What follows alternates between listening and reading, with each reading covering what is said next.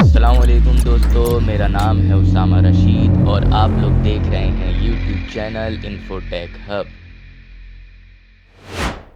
رسول اللہ صلی اللہ علیہ وسلم پر جادو کا واقعہ ایک اہم مسئلہ ہے جو اکثر لوگوں کے ذہن میں سوال پیدا کرتا ہے۔ سوال یہ اٹھتا ہے کہ جب رسول اللہ صلی اللہ علیہ وسلم اللہ تعالیٰ کی حفاظت میں تھے تو ان پر جادو کس طرح ہو گیا اور اس کا مقصد کیا تھا؟ ہم لوگوں کے لیے اس مسئلے کو سمجھنا ضروری ہے کیونکہ اس میں صرف ایک ظاہری عمل نہیں تھا بلکہ یہ ایک آزمائش تھی جو اللہ تعالیٰ نے اپنے نبی صلی اللہ علیہ وسلم پر اتاری تھی۔ اس پوری ویڈیو میں ہم اس پورے واقعے کو قرآن، حدیث اور اسلامی تاریخ کے حوالے سے سمجھنے کی کوشش کریں گے۔ سب سے پہلے ہمیں اس واقعے کو سمجھنے کے لیے تھوڑا پیچھے جانا ہوگا۔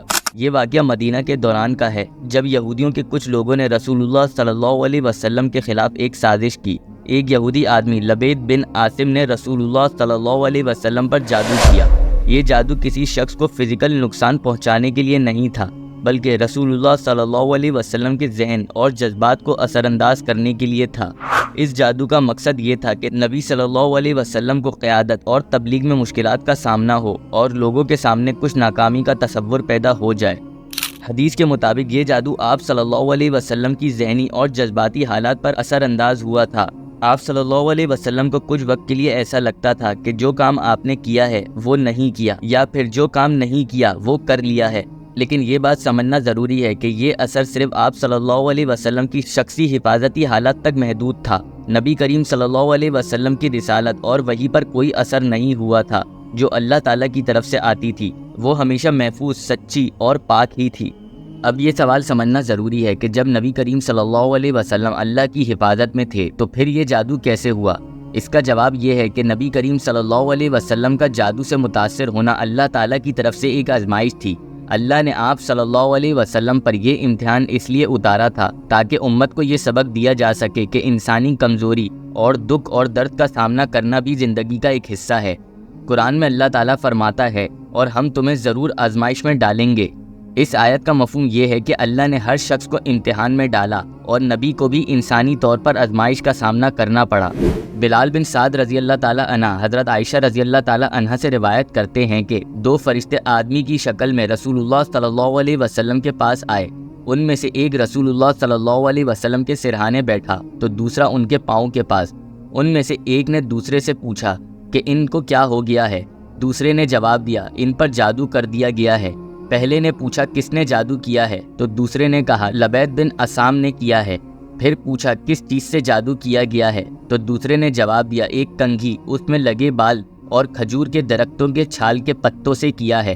پھر پہلے نے پوچھا یہ چیزیں کہاں ہیں؟ تو دوسرے نے کہا دروان کے کنویں میں۔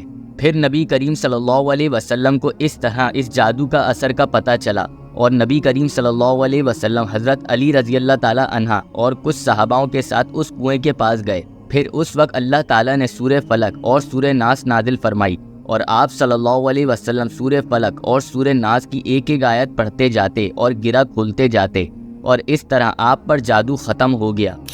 رسول اللہ صلی اللہ علیہ وسلم پر جادو ہونے کی دوسری وجہ یہ بھی تھی کہ یہودی لوگ محمد صلی اللہ علیہ وسلم کو جادوگر سمجھتے تھے، تو اس وجہ سے آپ صلی اللہ علیہ وسلم پر جادو کا اثر چڑھ گیا تھا، جس سے اللہ تعالیٰ نے یہ بتایا کہ اگر محمد صلی اللہ علیہ وسلم جادوگر ہوتے تو ان پر جادو کا اثر نہیں ہوتا، اور اگر جادو بالفرض ہو بھی جاتا تو آپ خود اس جادو کے توڑ کا علاج جانتے ہوتے۔ رسول اللہ صلی اللہ علیہ وسلم پر جادو کا واقعہ ایک اہم سبق دیتا ہے کہ آزمائش اور امتحان ہر شخص کی زندگی کا حصہ ہیں، چاہے وہ نبی ہو یا عام شخص۔ اللہ تعالیٰ اپنے بندے کو آزمائش میں لازمی ڈالتا ہے اور اس کا علاج اور رحمت بھی عطا کرتا ہے۔ رسول اللہ صلی اللہ علیہ وسلم نے اس واقعے میں صبر اور دعا سے کام لیا اور اللہ تعالیٰ کی طرف سے رحمت کا انتظار کیا۔ ہمیں بھی اپنی زندگی کے ہر مشکل میں تسلی رکھنی چاہیے تاکہ اللہ تعالیٰ کی مدد ہمیشہ ہمارے ساتھ رہے، اور ہمیشہ قرآن اور سنت کا سہارا لینا چاہیے۔ اگر آپ لوگوں کو ہماری یہ ویڈیو پسند آئی ہو تو لازمی ہمارے چینل کو سبسکرائب کر دیں۔ ابھی کے لیے ہمیں دیں اجازت، اپنا بہت سارا خیال رکھیے گا۔ اللہ حافظ۔